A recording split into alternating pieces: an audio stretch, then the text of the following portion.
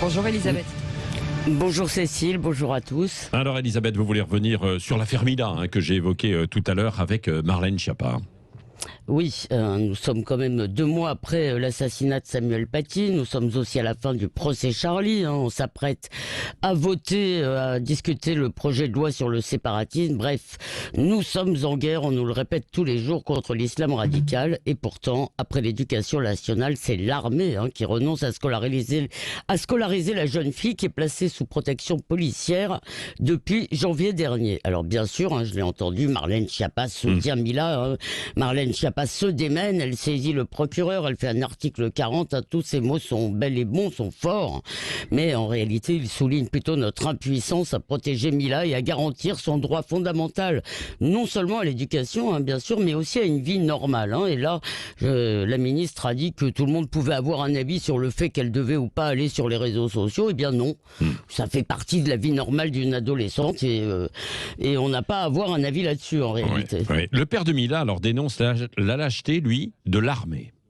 Bah oui, mais c'est ça, et ça c'est terrible, symboliquement, c'est que même l'armée a peur, comme la police, on en a déjà parlé, et quand ces institutions qui sont chargées de notre défense ont peur, eh bien on se demande si c'est pas la preuve de notre défaite annoncée. En tout cas, il faut pas s'étonner si on ne peut pas compter sur l'éducation nationale pour résister. Vous le savez, le lycée de Mila dans l'Isère avait réagi comme d'habitude, pas de vague, eh bien c'est aussi vrai dans le privé. Hier, on a appris que Nadia Remadna, qui est une militante laïque, elle avait quitté Sevran pour un poste dans une école catholique parisienne. Eh bien, elle a été sur LCI après l'assassinat de Samuel Paty. Elle a dénoncé la violence islamiste.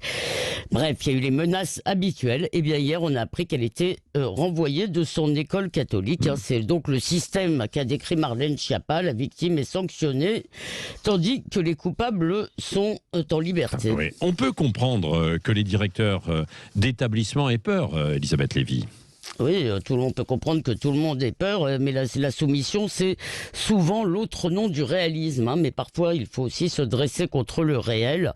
Et je croyais que c'est ce qu'on faisait. Alors, il est vrai, la condamnation de Mila, elle ne vient pas seulement de cette frange de la jeunesse musulmane qui est islamisée, mais elle vient d'une grande partie de la jeunesse tout court, qui est un peu intoxiquée par un antiracisme qui dit en fait qu'on doit s'effacer, que la culture française doit s'effacer pour s'adapter aux nouveaux arrivants.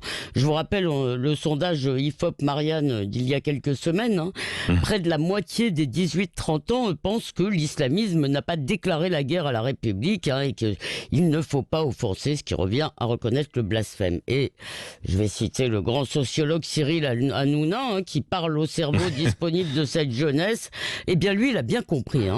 Il n'est ni Charlie ni Mila. Alors moi, je lis le père de Mila dans sa lettre hier. Il dit: ce ne sont pas nos concitoyens qui manquent de courage, on aimerait bien le croire, parce qu'on fait des lois, on passe notre temps, on vante la supériorité de notre état de droit, mais en fait, on passe beaucoup de temps à s'incliner devant la force. Merci à vous, Elisabeth Lévy. Votre regard libre, comme chaque matin à 8h15.